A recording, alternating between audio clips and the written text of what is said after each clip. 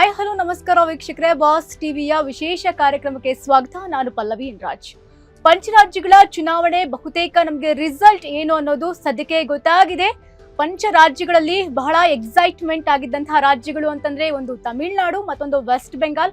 ಹಾಗೆ 15 ವರ್ಷದ ದೀದಿ ಕೋಟೆಯನ್ನ ಮೋದಿ ಹಾಗೆ ಶಾ ಅವರ ಜೋಡಿ ಮೋಡಿ ಮಾಡಿರುವಂತದ್ದು, ಬಿಜೆಪಿ ಕಮಲ ಅರಳಿರುವಂತದ್ದು. ಸದ್ಯಕ್ಕೆ ಎಲ್ಲ ಒಂದಷ್ಟು ವಿಚಾರವನ್ನ ಚರ್ಚೆ ಮಾಡ್ಲಿಕ್ಕೆ ನನ್ನ ಜೊತೆಗೆ ನನ್ನ ಕೊಲೀಗ್ಸ್ ಜಾಯ್ನ್ ಆಗಿದ್ದಾರೆ. ಅವ್ರನ್ನ ವೆಲ್ಕಮ್ ಮಾಡಿ ಪ್ರೋಗ್ರಾಮ್ ನ ಸ್ಟಾರ್ಟ್ ಮಾಡೋಣ. So Seema, welcome to show. Thank you. Hari ಅವರೇ ವೆಲ್ಕಮ್ ಟು ಶೋ. ಹಾಗೆ ತೀರ್ಥ ಅವರೇ ವೆಲ್ಕಮ್. Thank you. ಈ ಒಂದು ರಿಸಲ್ಟ್ ನ ಎಕ್ಸ್ಪೆಕ್ಟ್ ಮಾಡಿದ್ರ? ಯಾಕಂದ್ರೆ ಎಕ್ಸಿಟ್ ಪೋಲ್ ನಲ್ಲಿ ಆಲ್ಮೋಸ್ಟ್ ನಮಗೆ ಗೊತ್ತಾಗಿತ್ತು ಯಾವ ರಾಜ್ಯದಲ್ಲಿ ಯಾವ ಪಾರ್ಟಿ ಬರ್ಬೋದು ಅಂತ. ಬಟ್ ಶಾಕಿಂಗ್ ಏನಪ್ಪಾ ಅಂತಂದ್ರೆ ತಮಿಳ್ನಾಡಲ್ಲಿ ಟಿವಿಗೆ ಬಂದಿದೆ. ಸೊ ಸದ್ಯಕ್ಕೆ ದೀದಿ ಕೋಟೆಯನ್ನ ಮೋದಿ ಶಾ ಜೋಡಿ ಮೋಡಿ ಮಾಡಿ ಗೆದ್ಕೋಬಿಟ್ಟಿದ್ದಾರೆ. ಸೊ ಏನ್ ಹೇಳ್ತೀರಿ? ಸೊ ಮೊದಲನೇದಾಗಿ ನಾನು ಇವತ್ತಿನ ರಿಸಲ್ಟ್ ನಾನು ಫಸ್ಟ್ ಕಾನ್ಸಂಟ್ರೇಷನ್ ಅಂದ್ರೆ ಎರಡು ಸ್ಟೇಟ್ ಮೇಲೆ, ಒಂದು ತಮಿಳುನಾಡು, ಒಂದು ವೆಸ್ಟ್ ಬೆಂಗಾಲ್. ಅದರಲ್ಲೂ ಕೂಡ ಪ್ರಿಫರೆನ್ಸ್ ಅಲ್ಲಿ ವೆಸ್ಟ್ ಬೆಂಗಾಲ್ ಬಗ್ಗೆ ಮಾತಾಡೋಣ. ವೆಸ್ಟ್ ಬೆಂಗಾಲ್ ಹೆಂಗೆ ಅಂತಂದ್ರೆ ಅಲ್ಲಿ TMC ಪಾರುಪತ್ಯ, ಅಲ್ಲಿ ಬಿಜೆಪಿ ಆಗ್ಲಿ ಕಾಂಗ್ರೆಸ್ ಆಗ್ಲಿ ಬೇರೆ ಯಾವುದೇ ಪಾರ್ಟಿಗೆ ಅಲ್ಲಿ ಚಾನ್ಸ್ ಇರಲಿಲ್ಲ.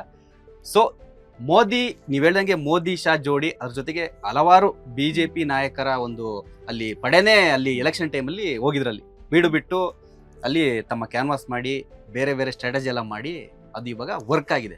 ಸೊ 15 ವರ್ಷಗಳ ದೀದಿಯ ಆಡಳಿತಕ್ಕೆ ಬ್ರೇಕ್ ಹಾಕಿ ಮೋದಿ ಮತ್ತೆ ಶಾ ಆಗಿರ್ಬೋದು, ಯೋಗಿ ಆದಿತ್ಯನಾಥ್ ಆಗಿರ್ಬೋದು, ಎಲ್ಲರ ಒಂದು ಬಿಜೆಪಿಯ ಪಡೆ ಇವಾಗ ಗೆದ್ದು ಅಲ್ಲಿ ಒಂಥರ ಹೆಂಗಾಗಿದೆ ಅಂತಂದ್ರೆ, ನೀವು ಒಂಥ ಭದ್ರತೆ ದೃಷ್ಟಿಯಿಂದ ವೆಸ್ಟ್ ಬೆಂಗಾಲ್ ನಮಗೆ ತುಂಬಾ ಸಮಸ್ಯೆಯಲ್ಲಿತ್ತು.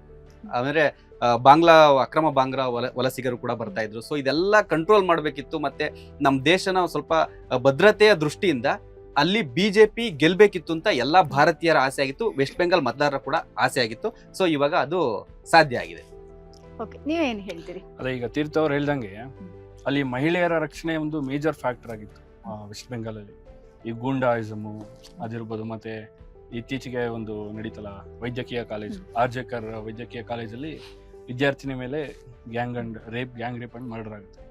ಸೊ ಆ ಮಹಿಳೆಯರ ರಕ್ಷಣೆ ಅನ್ನೋದೇ ಒಂದು ಫ್ಯಾಕ್ಟರ್ ಆಗಿತ್ತು ಅಲ್ಲಿ. ಸೊ ಇವರ ಒಂದು ಭರವಸೆ ಏನಾಗಿತ್ತು ಅಂದ್ರೆ, ಮೇಯ್ನ್ ಒಂದು ಸೆಕ್ಯೂರಿಟಿ ಕೊಡ್ತೀವಿ, ಅಲ್ಲಿನ ಒಂದು ಜನರಿಗೆ ಒಂದು ಮೇಯ್ನ್ ಕೊಡೋದೇ ಸೆಕ್ಯೂರಿಟಿ. ಸೊ ಆ ಒಂದು ಫ್ಯಾಕ್ಟರ್ ಇವ್ರಿಗೆ ವರ್ಕ್ ಆಯ್ತು ಬಿಜೆಪಿ ಅವರಿಗೆ. ಅಂಡ್ ಅವರು ತುಂಬಾ ಫೋಕಸ್ ಮಾಡಿದ್ದಿದೆ ವೆಸ್ಟ್ ಬೆಂಗಾಲ್ ಪಂಚರಾಜ್ಯ ಚುನಾವಣೆಯಲ್ಲಿ. ಅದಕ್ಕೆ ತುಂಬಾ ರ್ಯಾಲಿಗಳು ಮಾಡಿದ್ರು. ಅಮಿತ್ ಶಾ ಅಂತೂ ಅಲ್ಲೇ ಠಿಕಾಣಿ ಊರಿದ್ರು, ಅಲ್ಲೇ ಇರ್ತೀವಿ ಅಂತ. ಅಂಡ್ ಯೋಗಿ ಆದಿತ್ಯನಾಥ್ ಅವ್ರು ಕೂಡ ತುಂಬಾ ರ್ಯಾಲಿಗಳ ಮೇಲೆ ರ್ಯಾಲಿ ಮಾಡಿದ್ರು. ಮೇನ್ ಅವ್ರಿಗೆ ವೆಸ್ಟ್ ಬೆಂಗಾಲ್ನ ಹೇಗಾದ್ರೂ ಮಾಡಿ ಹೊಡಿಲೇಬೇಕು ಅಂತಿತ್ತು. ಸೊ ತುಂಬಾ ಫೋಕಸ್ ಮಾಡಿದ್ರು, ಅದೇ ತರ ಸ್ಟ್ರಾಟಜಿಸ್ ಮಾಡಿದ್ರು, ಅದು ಅವರಿಗೆ ವರ್ಕ್ ಆಯ್ತು. ಸೊ ಅವ್ರು ಗೆದ್ಕೊಂಡ್ರು. ಮಮತಾ ಬ್ಯಾನರ್ಜಿ ಅವರಿಗೆ ಒಂದು ದೊಡ್ಡ ಮುಖಭಂಗ ಇದು ಸೋತಿರೋದಲ್ವಾ? ಹೌದು, ಖಂಡಿತ. ಅದೊಂದು 15 ವರ್ಷದಿಂದ ಅವ್ರ ಆಡಳಿತ ನಡೆಸಿರ್ತಾರೆ.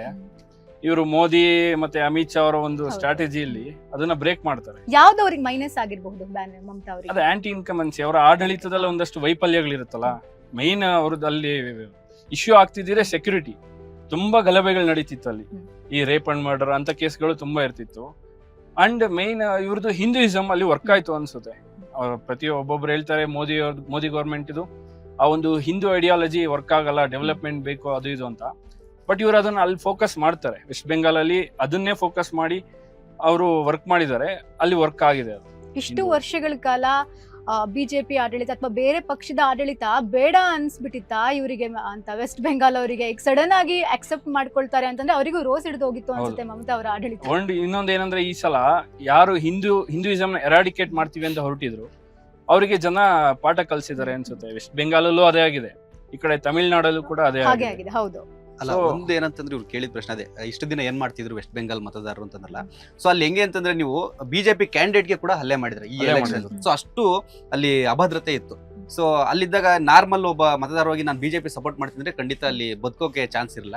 ಸೊ ಈ ಕಾರಣಗಳು ಕೂಡ ಅಲ್ಲಿ ಬಿಜೆಪಿ ಅಂದ್ರೆ ಒಳಗಿತ್ತು, ನಾನು ಬಿಜೆಪಿ ವೋಟ್ ಹಾಕ್ಬೇಕು ಅಂತ. ಬಟ್ ಅಲ್ಲಿ ತೋರ್ಸ್ಕೊಳಕ್ಕೆ ಫ್ರೀಡಮ್ ಇರ್ಲಿಲ್ಲ. ಸೊ ಒಂದು ಚೇಂಜಸ್ ತರೋಣ ಅಂತ ಅಲ್ಲಿನ ಜನ ಡಿಸೈಡ್ ಮಾಡಿದ್ರು. ಅಂಡ್ ಪ್ರೀವಿಯಸ್ 2012-15 ಆ ಟೈಮಲ್ಲಿ ನೋಡ್ರೆ ಬರೀ 2-3 ಇತ್ತು ಬಿಜೆಪಿ. ಅದೊಂಥರ ಡ್ರಾಸ್ಟಿಕ್ ಚೇಂಜ್, ಬೆಳಿತಾ ಸ್ಟೆಪ್ ಬೈ ಸ್ಟೆಪ್ ಹೋಗ್ತಿದೆ. ಅದು ದೀದಿ ಅವರಿಗೆ ಟರ್ನಿಂಗ್ ಪಾಯಿಂಟ್ ಯಾವಾಗ ಅಂತಂದ್ರೆ ಲಾಸ್ಟ್ ಸೀಸನ್ ಇಂದ ಸುವೇಂದ್ರ ಅಧಿಕಾರಿ ಆಪೋಸಿಟ್ ಯಾವಾಗ ಗೆದ್ರು ಅಲ್ಲೇ ಅವ್ರದ್ದು ಪತನ ಸ್ಟಾರ್ಟ್ ಆಯ್ತು. ಲಾಸ್ಟ್ ಟೈಮ್ ಸ್ವಲ್ಪದ್ರಲ್ಲಿ ಮಿಸ್ ಆಯ್ತು ಅಷ್ಟೇ. ಬಟ್ ಈ ಸಲ ಅದನ್ನ ಚೆನ್ನಾಗಿ ಉಪಯೋಗಿಸ್ಕೊಂಡು ಬಿಜೆಪಿ ಅವರು ಅಲ್ಲಿ ಕಮಲ ಅರಳಿಸೋದಕ್ಕೆ ಎಲ್ಲಾ ತರ ಪ್ರಯತ್ನ ಹೌದು. ಪಟ್ಟು ಅದು ಸಫಲರಾಗಿದೆ. ಇನ್ನೊಂದು ಏನಂದ್ರೆ ಬಿಜೆಪಿ ಅವ್ರು ಯಾವ ರೀತಿ ಪ್ರಚಾರ ಮಾಡಿದ್ರು ಅದೇ ರೀತಿ ಪ್ರಚಾರ ಏನು ದೀದಿ ಅವರು ಕೂಡ ಮಾಡಿದ್ರು. ಅಂದ್ರೆ ಯಾವತ್ತೂ ಮಾಡದೇ ಇರೋ ದೀದಿ ಏನು ತರಕಾರಿ ಮಾರ್ಕೆಟಿಗೆ ಬಂದು ತರಕಾರಿ ತಗೊಳ್ಳೋದಾಗಿರ್ಬೋದು, ಹೌದು. ಮೋದಿ ಅವ್ರನ್ನ ಫಾಲೋ ಮಾಡಿದ್ದಾರೆ ಅಂತಾನೆ ಹೇಳ್ಬೋದು. ಎಂತದ್ದೇ ಫಾಲೋ ಮಾಡಿದ್ರು ಕೂಡ ಮೋದಿ ಅವ್ರನ್ನ ಗೆಲ್ಲಕ್ ಆಗ್ಲಿಲ್ಲ. ಫೈನಲಿ ಕಮಲವನ್ನ ಅರಳಿಸೇ ಬಿಟ್ರು ಅಂತ ಹೇಳ್ಬೋದು ನಮ್ಮ ಮೋದಿ ಅವರು. Okay. ಸೊ ಬಿಜೆಪಿ ಬಂದ್ರೆ ಎಷ್ಟು ಸಿಕ್ಕಾಪಟ್ಟೆ ಖುಷಿ ಅಂತೂ ಇರುತ್ತೆ ಎಲ್ಲರಿಗೂ ಕೂಡ.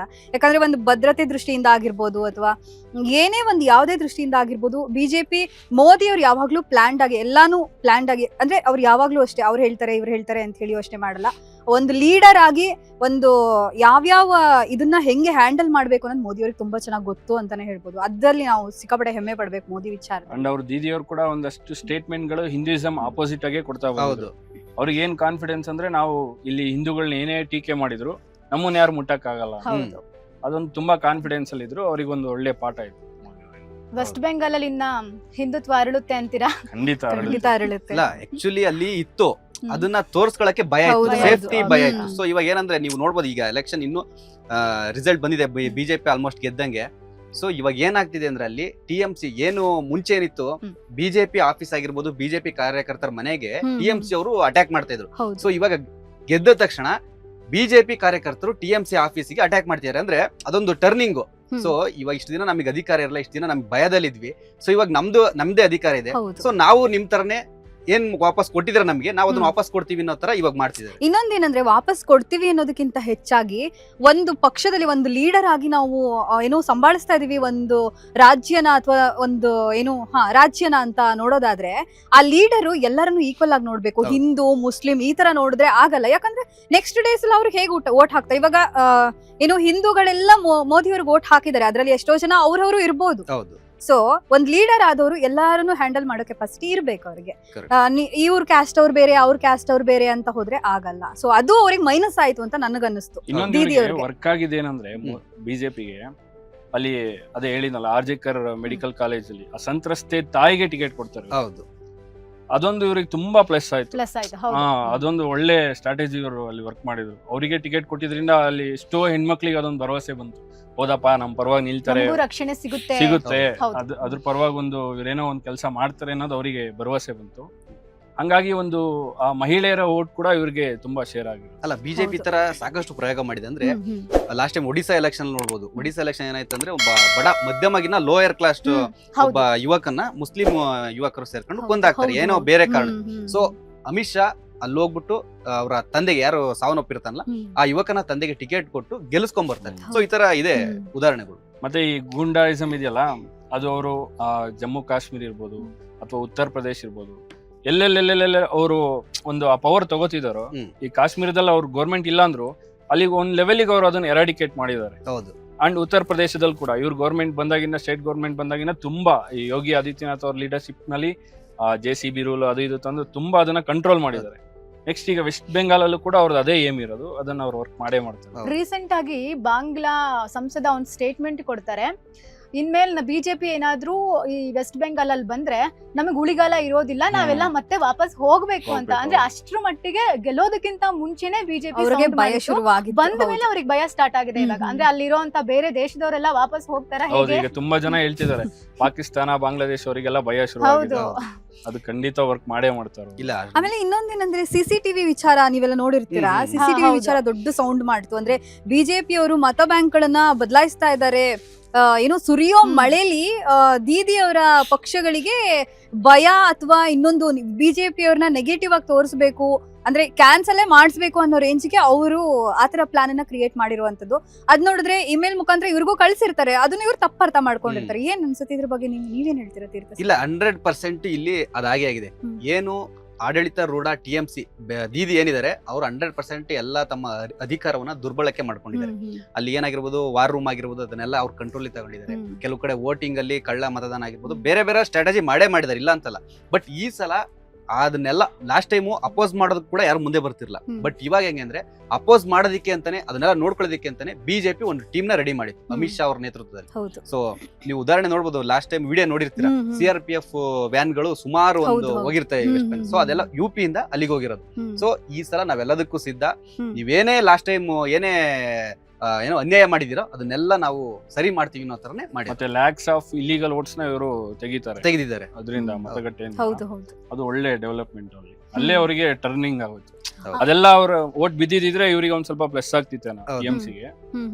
ಅದು ಒಂದ್ ಒಳ್ಳೆ ಪ್ಲಸ್. ಅಂದ್ರೆ ದೀದಿ ಅವ್ರಿಗೆ ಮತ್ತೆ ಮೋದಿ ಅವ್ರಿಗೆ ಅಂದ್ರೆ ಯಾವ ಪಾಯಿಂಟ್ ಅಲ್ಲಿ ದೀದಿ ಅವ್ರಿಗೆ ಮೈನಸ್ ಆಯ್ತು, ಯಾವ ಪಾಯಿಂಟ್ ಅಲ್ಲಿ ಮೋದಿ ಅವ್ರಿಗೆ ಪ್ಲಸ್ ಆಯ್ತು? ಯಾಕಂದ್ರೆ ಒಂದು ಲೀಡರ್ ಆಗಿ ಯಾವ್ಯಾವ ಕ್ವಾಲಿಟೀಸ್ ಇರ್ಬೇಕು ಇದ್ರೆ ಒಂದು ಆಡಳಿತನ ನಡೆಸ್ಕೊಂಡು ಹೋಗ್ಬೋದು ಅಂತ ಅನ್ಸುತ್ತೆ. ಅಲ್ಲ ಕ್ವಾಲಿಟೀಸ್ ಎಲ್ಲ ಅವ್ರಿಗೂ ಕಂಪೇರ್ ಮಾಡಕ್ಕೆ ಕಂಪೇರ್ ಮಾಡಕ್ಕೆ ಆಗಲ್ಲ. ಯಾಕೆ ಅದೇನೆ ಇವಾಗ ಏನಂತಂದ್ರೆ ದೀದಿ ಅವ್ರದ್ದು ಏನಂದ್ರೆ ಒಂದ್ ಸೈಡ್ ಅವ್ರೇನಂದ್ರೆ ಓಪನ್ ಆಗಿ ತೋರ್ಸ್ಕೊಂತಾರೆ, ಅಕ್ರಮ ಬಾಂಗ್ಲಾದೇಶಿಗೆ ಸಪೋರ್ಟ್ ಮಾಡ್ತೀವಿ, ಇಲ್ಲಿ ಹಿಂದೂಗಳು ಏನಾದ್ರು ಅಪೋಸ್ ಮಾಡಿದ್ರೆ ಅವ್ರಿಗೆ ಉಳಿಗಲ್ಲ ಅಂತ ಓಪನ್ ಸ್ಟೇಟ್ಮೆಂಟ್ ಕೊಡಿ. ಸೊ ಈ ತರ ಕೊಟ್ಟಾಗ ನೀವು ಅಲ್ಲಿರೋ ಹಿಂದೂಗಳು ಇನ್ಮೇಲೂ ಸುಮ್ನೆ ಇದ್ರೆ ಅವರು ಸತ್ತಂಗೆ, ಬದುಕಿದ್ದು ಸತ್ತಂಗೆ. ಸೊ ಒಳ್ಳೆ ಟೈಮು, ಎಲ್ರು ಕೂಡ ಬಿಜೆಪಿ ಒಳ್ಳೆ ಟೈಮ್ ಇದು. ಮತದಾರರು ಕೂಡ ಬಿಜೆಪಿ ಮತದಾರರು ಎಲ್ಲ ಕೂಡ ಸಪೋರ್ಟ್ ಆಗಿ ಇದು TMC ನ ತೊಲಗಿಸಿ ಬಿಜೆಪಿ ಬರಕ್ಕೆ ಕಾರಣ ಆಯ್ತು. ಅದೇ ಯಾವ್ದೇ ಟ್ರಿಕ್ಸ್ ನ ಬಳಸಿದ್ರು ಕೂಡ ಫೈನಲಿ ಅವ್ರಿಗೆ ಏನು ಮಾಡಕ್ ಆಗ್ಲಿಲ್ಲ ಬಿಜೆಪಿ ಅವ್ರನ್ನ. ಫೈನಲಿ ಏನು ಒಂದು ಲೀಡರ್ ಹೆಂಗಿರ್ಬೇಕು ಅನ್ನೋದನ್ನ ಮೋದಿ ಅವರು ಪ್ರೂವ್ ಮಾಡಿದ್ದಾರೆ ಅಂತ ಅನ್ಸುತ್ತೆ. ಪಶ್ಚಿಮ ಬಂಗಾಳದಲ್ಲಿ ವರ್ಕ್ ಆಗಿ ನೋಡಿ, ಸ್ಟ್ರಾಂಗ್ ಲೀಡರ್ಶಿಪ್ ನ ಬಿಲೀವ್ ಮಾಡಿದ್ದಾರೆ. ಹೌದು. ವೆಸ್ಟ್ ಬೆಂಗಾಲ್ ಅಲ್ಲಿ ಮೋದಿ, ಕೇರಳದಲ್ಲಿ ರಾಹುಲ್ ಗಾಂಧಿ, ತಮಿಳುನಾಡಲ್ಲಿ ವಿಜಯ್. ಅವ್ರು ಬಿಲೀವ್ ಮಾಡಿದ ಏನಂದ್ರೆ ಆ ಸ್ಟ್ರಾಂಗ್ ಲೀಡರ್ಶಿಪ್ ನ ಇವ್ರ ಮುಂದಾಳತ್ವದಲ್ಲಿ ಗೌರ್ಮೆಂಟ್ ಇದ್ರೆ ನಮ್ಗೇನೋ ಅದೊಂದು ಪ್ಲಸ್ ಆಗಿದೆ, ಅದು ವರ್ಕ್ ಆಗಿದೆ. ಅಲ್ಲ 3 ಕಡೆನೂ ಕೂಡ ಎಲ್ಲ ಹೊಸ ಗೌರ್ಮೆಂಟ್ ಎಲ್ಲ ಹೌದು. ಬದಲಾವಣೆ ಬಂದಿದೆ. ನೀವು ನೋಡ್ರಿ ಈಗ ವೆಸ್ಟ್ ಬೆಂಗಾಲ್ ಆಯ್ತು, ಈಗ ತಮಿಳ್ನಾಡಲ್ಲೂ ಅಷ್ಟೇ ನೀವು ಯಾರು ಕೂಡ ಊಹೆನೆ ಮಾಡಿರಲ್ಲ. ಹೌದು. DMK AIDMK ಇವ್ರನ್ನೆಲ್ಲ ಬೀಟ್ ಮಾಡಿ ವಿಜಯ್ ದಳದ ಹೊಸ ಪಕ್ಷ. ಅಂದ್ರೆ ಇವಾಗ ಕಾಂಟ್ರವರ್ಸಿ ಬೇರೆ ಆಗಿತ್ತು, ಮೂವಿದ್ ಬೇರೆ ಕಾಂಟ್ರವರ್ಸಿ ಆಗಿತ್ತಲ್ವಾ, ಮೂವಿದ್ ಬೇರೆ ಪ್ರಾಬ್ಲಮ್ ಆಗ್ತಿದೆ. ಅಂದ್ರೆ ರಾಜಕೀಯ ಏನು ಕುತಂತ್ರಗಳೇ ಅದಕ್ಕೆ ಕಾರಣ ಆಗಿತ್ತು. ವಿಜಯ್ ಅವ್ರನ್ನ ಏನು ತಳ್ಳ ಹಾಕಬೇಕು ಅನ್ನೋದೇ ಆಗಿತ್ತು ಅವ್ರದ್ದು ಕುತಂತ್ರ. ಅಂದ್ರೆ ಸ್ಟಾಲಿನ್ ಆಗಿರ್ಬೋದು, ಅವ್ರದ್ದು ಪ್ರಚಾರಗಳು ವಿಜಯ್ ಅವ್ರಿಗೆ ನೆಗೆಟಿವ್ ಆಗ್ಬೇಕು ಆ ತರನೇ ಇತ್ತು. ಅಂದ್ರೆ ವಿಜಯ್ ಅವ್ರಿಗೆ ನೆಗೆಟಿವ್ ಏನ್ ಆಗ್ತಾ ಇದೆ ಅದು ಅವ್ರು ಅನ್ಕೋತಾ ಇಲ್ಲ, ನಮಗೂ ಅದ್ ನೆಗೆಟಿವ್ ಆಗ್ತಿದೆ ಅಂತ ಅವ್ರು ಪ್ರಚಾರ ಮಾಡಿದ ಆ ರೀತಿನೇ ಇತ್ತು. ಅಲ್ಲ ಹೌದು. ಈಗೇನಂದ್ರೆ ಒಂದು ಸಾಮಾನ್ಯ ಗ್ರಾಮ ಪಂಚಾಯತ್ ಎಲೆಕ್ಷನ್ ಇಟ್ಕೊಳ್ಳಿ, ಅಲ್ಲಾರಾದ್ರೂ ನಮ್ಮ ಆಪೋಸಿಟ್ ನಿಂತೇನಂದ್ರೆ ನಾವೊಂದು ಮೈನಸ್ ನೋಡ್ತೀವಿ, ಅಥವಾ ಅವನ್ನ ಸೋಲ್ಸೋದಕ್ಕೆ ಏನೇನ್ ಕಾರಣ ಅಂತ ಸ್ಟ್ರಾಟಜಿ ಮಾಡಕ್ ನೋಡ್ತೀವಿ. ಅಂತದ್ರಲ್ಲಿ ಒಬ್ಬ ಆಕ್ಟರ್ CM ಕ್ಯಾಂಡಿಡೇಟ್ ಗೆದ್ರೆ CM ಕ್ಯಾಂಡಿಡೇಟ್ ಆಲ್ಮೋಸ್ಟ್ ಗೊತ್ತಿದೆ. ಸೊ ಅಂತವರಿಗೆ ಏನೇನ್ ಸ್ಟ್ರಾಟಜಿ ಮಾಡ್ಬೇಕು ಅಂತ ಅಟ್ ಪ್ರೆಸೆಂಟ್ ಇರೋ ಗೌರ್ಮೆಂಟ್ CM ಮಾಡಿರ್ತಾರೆ. ಸೊ ಅದೆಲ್ಲ ಫಿಲಮ್ದಾಗಿರ್ಬೋದು, ಅವ್ರ ಪರ್ಸನಲ್ ತ್ರಿಷಾ ಅವ್ರ ಮ್ಯಾಟ್ರು ಕೂಡ ಬಂತು, ಅದೆಲ್ಲ ಪೊಲಿಟಿಕಲ್ ರೀಸನ್ ಇದ್ದೇ ಇರುತ್ತೆ. ಸೊ ಅದು ಕಾರಣ. ಆಮೇಲೆ ಅದೇ ಟೈಮ್ ಅಲ್ಲಿ ಅವ್ರು ಡಿವೋರ್ಸ್ ವಿಚಾರ ಕೂಡ ಹೇಳ್ಕೊಂಡ್ ಮತ್ತೆ ಬಂದ್ರು. ಕಾಲ್ ತುಳಿತ ಆಯ್ತು, ಕರೂರ್ ಕಾಲ್ ತುಳಿತದಿಂದ ವಿಜಯ್ ಅವರು ಕೂಡ ಸ್ವಲ್ಪ ಹೆದರಿದ್ರು. ಆದ್ರೆ ಅವ್ರು ಒಂದು ಸ್ಟೇಟ್ಮೆಂಟ್ ಕೊಟ್ಟಿರ್ತಾರೆ ನೋಡಿ, ಕಾಡಿಗೆ ಒಬ್ನೇ ರಾಜ ಇರ್ಬೇಕು. ಮಸ್ತ್ ಅದು. ಇವಾಗ ಅದೇ ಟ್ರೋಲ್ ಆಗ್ತಿದೆ ಇನ್ನು, ಅಂದ್ರೆ ಅವರಿಗೆ ಒಂದ್ ಸ್ವಲ್ಪ ಬಿಲ್ಡ್ ಅಪ್ ಟ್ರೋಲ್. ಆದ್ರೆ ಇವರು DK ಶಿವಕುಮಾರ್ ಅವ್ರು ಕೂಡ ಒಂದ್ ಸ್ಟೇಟ್ಮೆಂಟ್ ಮಾಡ್ತಾರೆ. ವಿಜಯ್ ಅವರು ತಮಿಳ್ನಾಡಿಗೆ ಹೋಗಿರ್ತಾರಲ್ಲ, ಸೊ ವಿಜಯ್ಗೆ ಆಡಳಿತ ಮಾಡುವಂತ ಕೆಪಾಸಿಟಿ ಇನ್ನು ಬಂದಿಲ್ಲ, ಮೆಚುರಿಟಿ ಇಲ್ಲ, ಅವ್ನ್ ಗೆಲ್ಲಲ್ಲ ಅನ್ನೋ ತರನೇ ಒಂದು ಸ್ಟೇಟ್ಮೆಂಟ್ ಕೊಟ್ಟಿದ್ರು. ಸೊ ಎಷ್ಟು ಮಟ್ಟಿಗೆ ಸರಿ ಅನ್ಸುತ್ತೆ ಇಲ್ಲಿಂದ ಹೋಗ್ಬಿಟ್ಟು ಅಲ್ಲಿ ಹೋಗಿ ಒಂದು ಆತರ ಪ್ರಚಾರ ಮಾಡೋದು? ಎಷ್ಟು ಸರಿ ಅನ್ಸುತ್ತೆ? ಕರೆಕ್ಟ್. ಅವರು DKC ಹೇಳಿರೋದು ಮೆಚುರಿಟಿ ಇಲ್ಲ ಅಂತ ಕರೆಕ್ಟ್. ನಾನು ಅದಕ್ಕೆ ಉದಾಹರಣೆ ಕೊಡ್ತೀನಿ. ಇವಾಗ DKC ಆಗಿರ್ಬೋದು, ಸಾಕಷ್ಟು ದೊಡ್ಡ ದೊಡ್ಡ ನಾಯಕರಾಗಿರ್ಬೋದು, ಈ ಎಲೆಕ್ಷನ್ ನಾನು ಏನಾದ್ರು ಸೋತ್ರೆ ರಾಜಕೀಯ ಬಿಡ್ತೀನಿ, ಈ ಎಲೆಕ್ಷನ್ ಏನಾದ್ರು ಸೋತ್ರೆ ನಾನು ಇದೇ ಮಾಡ್ತೀನಿ, ನಾನು ಈಗ ಬಿಡ್ತಾರಾ? ಯಾರು ಬಿಟ್ಟಿಲ್ಲ. ಈಗ ಬಿಡ್ತಾರಾ? ಮೆಚುರಿಟಿ ಇಲ್ಲ ವಿಜಯ್ಗೆ ಅಂತ ಅಂದ ತಕ್ಷಣ ಅವ್ರಿಗೆ ಮೆಚುರಿಟಿ ಇಲ್ವಾ? ಸೊ ನೋಡಿ ಇವಾಗ CM ಕ್ಯಾಂಡಿಡೇಟ್ ವಿಜಯ್ ಅವ್ರು ಏನ್ ಮಾಡಿದ್ರು ಅಂದ್ರೆ, ಈ ಕರೂರ್ ಕಾಲ್ ತುಳಿತ ಏನಾಯ್ತು ಅದರಿಂದ ಸ್ವಲ್ಪ ಅವರು ಡಲ್ ಹೊಡೆದಿದ್ರು, ಇಲ್ಲ ಅಂತ ನಾ ಹೇಳ್ತಾ ಇಲ್ಲ. ಅಂದ್ರೆ ಯಾವ್ದೇ ಮಾಧ್ಯಮಗಳು ಬಂದ್ರು ಕೂಡ ಅವ್ರ ಮಾಧ್ಯಮದ ಮುಖಾಂತರ ಎಲ್ಲೂ ಪ್ರಚಾರ ಮಾಡಿಲ್ಲ ವಿಜಯ್ ಅವರು. ಅವ್ರ ಫ್ಯಾನ್ಸ್ ಗಳೇ ಅವ್ರನ್ನ ಆ ಮಟ್ಟಕ್ಕೆ ತಗೊಂಡ್ ಬಂದಿದ್ದು, ಪ್ರಚಾರ ಆಗಿರ್ಬೋದು, ಸೋಷಿಯಲ್ ಮೀಡಿಯಾ ಆಗಿರ್ಬೋದು, ಪ್ರತಿಯೊಂದು ಆ ಮಟ್ಟಕ್ಕೆ ತಂದಿದ್ದಾರೆ. ಅಂದ್ರೆ ಮಾಧ್ಯಮದವ್ರು ಬಂದ್ರೆ ನೀವು ಕ್ಯಾಮ್ರಾ ಆಫ್ ಮಾಡ್ಬಿಟ್ಟು ನನ್ನ ಹತ್ರ ಮಾತಾಡಕ್ ಬನ್ನಿ ಅಂತ ವಿಜಯ್ ಅವ್ರು ಹೇಳ್ತಿದ್ರು. ಸೊ ಅಂದ್ರೆ ಏಕಾಂಗಿಯಾಗಿ ಅವ್ರ ಪಕ್ಷವನ್ನ ಕಟ್ಟಿದ್ದು ಸ್ಟ್ರಾಟಜಿ. ಅಂದ್ರೆ ಸೈಲೆನ್ಸ್ ಇದೆಯಲ್ಲ ಅವ್ರದ್ದು ವರ್ಕ್ ಆಗಿದೆ ಅಲ್ಲಿ. ಅವ್ರ ಪರ್ಸನಲ್ ವಿಷಯಕ್ಕೆ ಅವರೆಲ್ಲೂ ಅದ್ರ ಬಗ್ಗೆ ಕುಗ್ಗೆ ಇಲ್ಲ. ಅವ್ರಿಗೆ ಯಾವ ರೀತಿ ಬಂತು ಅಂದ್ರೆ, ಒಂದು ಡಿವೋರ್ಸ್ ವಿಚಾರ, ಒಂದು ತ್ರಿಷಾ ಅವ್ರದ್ದು, ಇನ್ನೊಂದು ಒಂದು ಮೂವಿ ವಿಚಾರ ಲೀಕ್ ಆಯ್ತು ಅಂತ, ಮೂವಿ ಸೀನ್ ಗಳೆಲ್ಲ ಲೀಕ್ ಆಯ್ತು ಅಂತ ಹೇಳಿ. ಸೊ ಅಷ್ಟೊಂದು ಫೇಸ್ ಮಾಡಿದ್ರು ಫೈನಲಿ ಮುನ್ನಡೆಯಲ್ಲಿದ್ದಾರೆ. ಅದು ಪ್ಲಸ್ ಆಗಿದೆ. ಅಂದ್ರೆ ಒಂದು ಹೀರೋ ಸ್ಟಾರ್ ಗಿರಿ ಒಂದು, ಆಮೇಲೆ ಫ್ಯಾನ್ಸೇ ಅವ್ರ ಕೈ ಹಿಡಿದಿದ್ದು. ಆಮೇಲೆ ಇನ್ನೊಂದು ಹೇಳ್ತಾ ಇದ್ರು, ಏನು ಅವ್ರು ಬರ್ತಾರೆ, ಪ್ರಚಾರ ಮಾಡ್ತಿದ್ದಾರೆ, ವಿಜಯ್ ಅವ್ರನ್ನ ನೋಡಕ್ ಮಾತ್ರ ಫ್ಯಾನ್ಸ್ ಬರ್ತಾ ಇದಾರೆ, ಅವರೆಲ್ಲರೂ ಮತ ಆಗಿ ಕನ್ವರ್ಟ್ ಆಗಲ್ಲ, ಅದ್ ಹಿಂಗ್ ಆಗ್ತಾರೆ ಅಂತ ಹೇಳ್ತಾ ಇದ್ರು. ಯಾಕಂದ್ರೆ ಸ್ಟಾಲಿನ್ ಅವರೆಲ್ಲ ತುಂಬಾ ವರ್ಷದಿಂದ ಇರೋದ್ರಿಂದ ಹೆಂಗಾಗುತ್ತೆ ಅದು, ಜಸ್ಟ್ ಅವ್ರು ನೋಡಕ್ ಬರ್ತಾ ಇದಾರೆ ಅಂತ ಹೇಳ್ತಾ ಇದ್ರು. ಅಲ್ಲ, ಇದಕ್ಕೊಂದು ಉದಾಹರಣೆ ಮುಂಚೆನೆ ಮಾತಾಡ್ಬೇಕಿತ್ತು. ಈಗ ಇಡೀ ದೇಶದ ರಾಜಕೀಯನೇ ಬೇರೆ, ತಮಿಳುನಾಡು ರಾಜಕೀಯನೇ ಬೇರೆ ತರ. ಸೊ ಅಬ್ಸರ್ವ್ ಮಾಡ್ಬೋದು ನೀವು, ಅಲ್ಲಿ ಪ್ರಾರಂಭದಿಂದ ಪಕ್ಷ ಕಟ್ಕೊಂಡು CM ಆದವರು ಕಮ್ಮಿ. ಈ ಸೆಲೆಬ್ರಿಟಿ ಈ ತರ ಆಕ್ಟರ್ ಮೂಲಕ CM ಆದವರೇ ಜಾಸ್ತಿ. MGR ಆಗಿರ್ಬೋದು, ಕರುಣಾನಿಧಿ ಆಗಿರ್ಬೋದು, ಜಯಲಲಿತಾ ಆಗಿರ್ಬೋದು, ಈಗ ವಿಜಯ್ ದಳಪತಿ.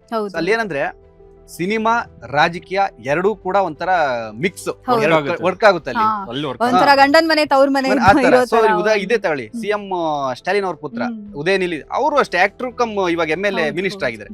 ಸೊ ಎಲ್ಲ ಅದು ವರ್ಕ್ ಆಗೋದ್ರಿಂದ ತಮಿಳ್ನಾಡಲ್ಲಿ ಏನಂತಂದ್ರೆ ಆಲ್ಮೋಸ್ಟ್ ಎಲ್ಲ ಆಕ್ಟರ್ಸ್ ಅವರ ಒಂದು ಕೊನೆಯ ಹಂತದಲ್ಲಿ ರಾಜಕೀಯಕ್ಕೆ ಎಂಟ್ರಿ ಕೊಡೋದು ಇದೇ ಕಾರಣ.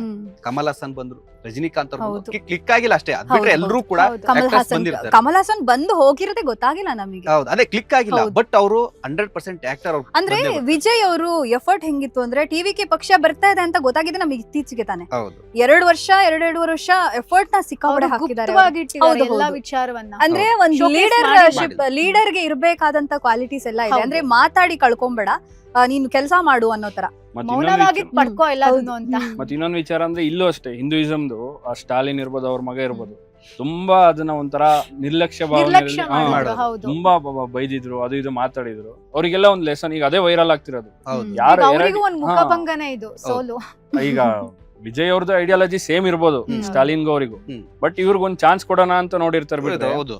ಆ ಐಡಿಯಾಲಜಿ ತಮಿಳ್ನಾಡಲ್ಲಿ ಕೂಡ ವರ್ಕ್ ಆಗುತ್ತೆ ಅನ್ನೋದು ಸುಳ್ಳು. ಅಂದ್ರೆ ನಾವು ಹಿಂದೂಯಿಸಮ್ ನ ಬೈದ್ ಬಿಟ್ರೆ ಅಲ್ಲಿ ಅವ್ರನ್ನ ವಿರೋಧವಾಗಿ ಇಟ್ಕೊಂಡ್ರೆ ನಾವು ಇಲ್ಲಿ ಚೆನ್ನಾಗಿ ಆಡಳಿತ ನಡೆಸಬಹುದು ಅನ್ನೋದು ಅವ್ರಿಗೆ ಒಳ್ಳೆ ಪಾಠ. ಈ ವಿಜಯ್ ಅವರಿಗೆ ಸದ್ಯಕ್ಕೆ 7 ಸ್ಥಾನ ಬೇಕು, ಯಾರು ಹೆಲ್ಪ್ ತಗೋಬಹುದು ಅಂತ. ಅದು ಒಂದು ಈಗ ಅವ್ರ ಮೇ ಬಿ ಚಾಲೆಂಜ್.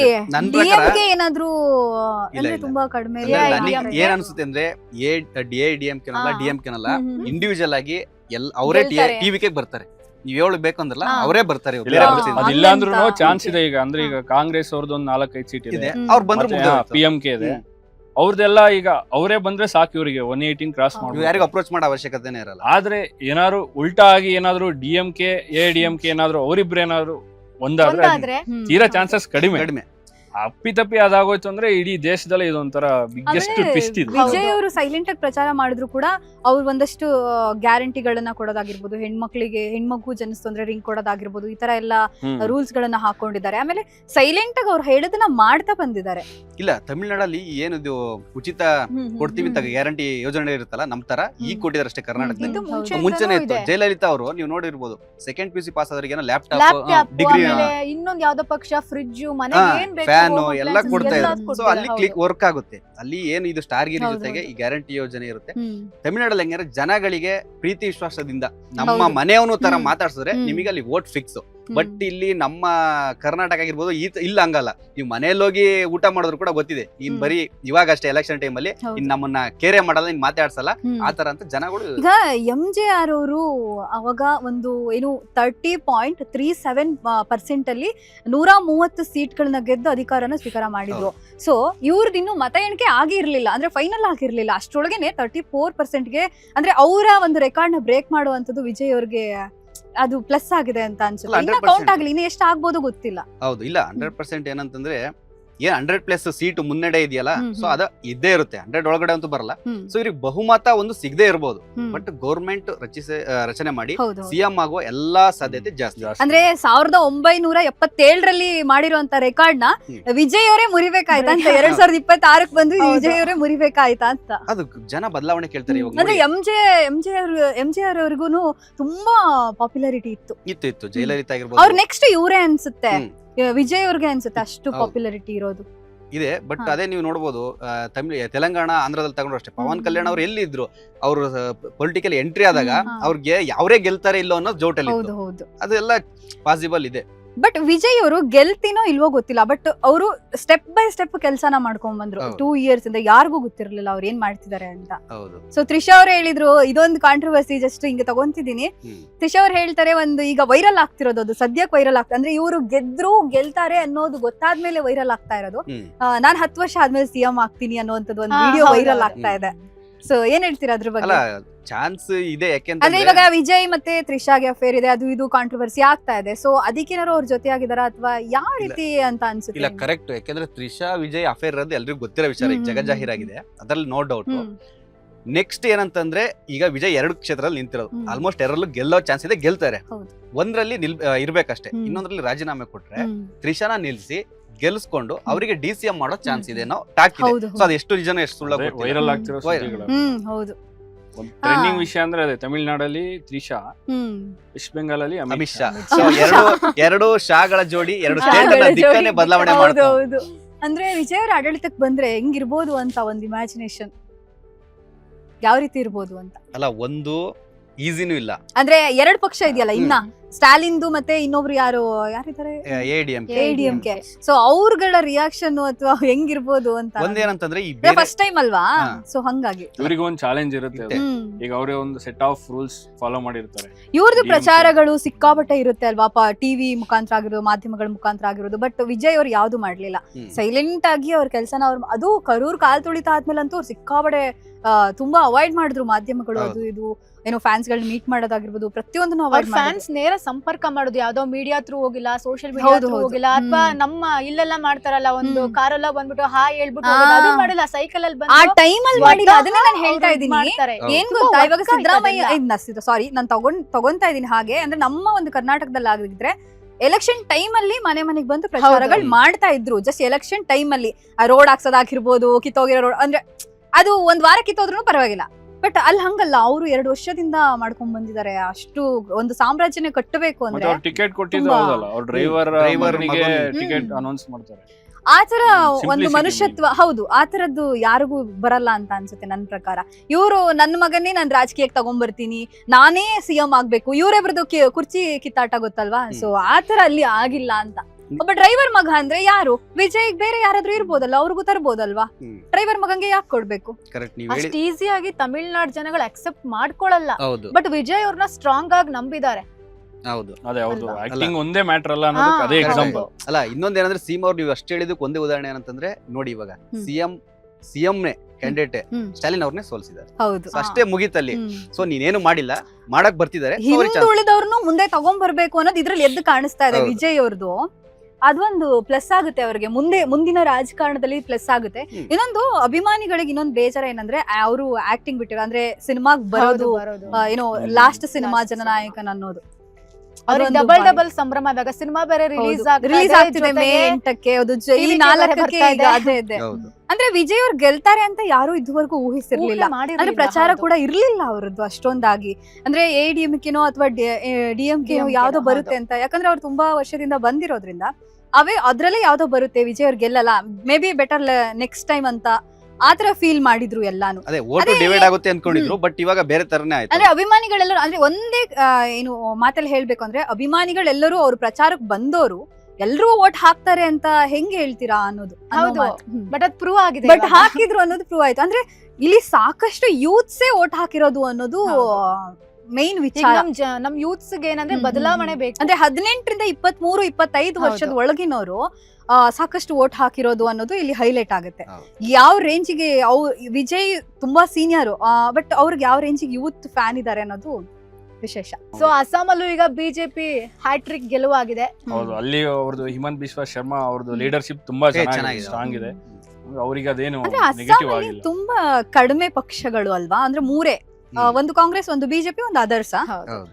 ಕಾಂಗ್ರೆಸ್ ದಲ್ಲಿ ಫೈಟ್ ಇಲ್ಲ ಅವರಿಗೆ, ಬಿಜೆಪಿ ಇಲ್ಲೂ ಅಷ್ಟೇ. ಪಶ್ಚಿಮ ಬಂಗಾಳದಲ್ಲೂ ಕಾಂಗ್ರೆಸ್ ಲೆಕ್ಕಕ್ಕೆ ಇಲ್ಲ ಅನ್ನೋ ತರನೇ ಆಗಿದೆ. ಸೊ ಅದೇ ರಿಸಲ್ಟ್ ಬಗ್ಗೆ ಏನ್ ಹೇಳ್ತೀರಾ? ಅಲ್ಲಿ ಅದೇ ಅವ್ರದ್ದು NDA ಅಲಯನ್ಸ್ ಅಲ್ಲಿ ಕೂಡ ವರ್ಕ್ ಆಗಿರೋದು. ಬಿಜೆಪಿಗೆ ನೋಡಿ ಮೂರಲ್ಲೇ ಅನ್ಸುತ್ತಲ್ಲ ಪ್ಲಸ್. ಕಡೆ ಕೇರಳ ಮತ್ತೆ ತಮಿಳ್ನಾಡು ಬಿಟ್ರೆ 3 ಕಡೆನೂ ಬಿಜೆಪಿ ಪ್ಲಸ್ ಆಗಿದೆ. ನಮ್ ಕರ್ನಾಟಕದ ಬೈ ಎಲೆಕ್ಷನ್ ಅಲ್ಲಿ ದಾವಣಗೆರೆ, ಬಾಗಲಕೋಟೆ ಕಾಂಗ್ರೆಸ್ ಮತ್ತೊಂದ್ಸಲ ಗೆದ್ದಿದೆ, ಗ್ಯಾರಂಟಿ ಕೈ ಹಿಡಿದಿದೆ ಅಂತ ಹೇಳ್ತಿದ್ದಾರೆ. ಸೊ ನಿಮ್ಮ ಅಭಿಪ್ರಾಯ? ಅಲ್ಲಿ ಆಕ್ಚುಲಿ ಎಲ್ಲ ಹೇಳ್ತಿದ್ದ ಪ್ರಕಾರ ಬಿಜೆಪಿಗೆ ಪ್ಲಸ್ ಆಗುತ್ತೆ ಅಂತ ಕರ್ನಾಟಕದಲ್ಲಿ.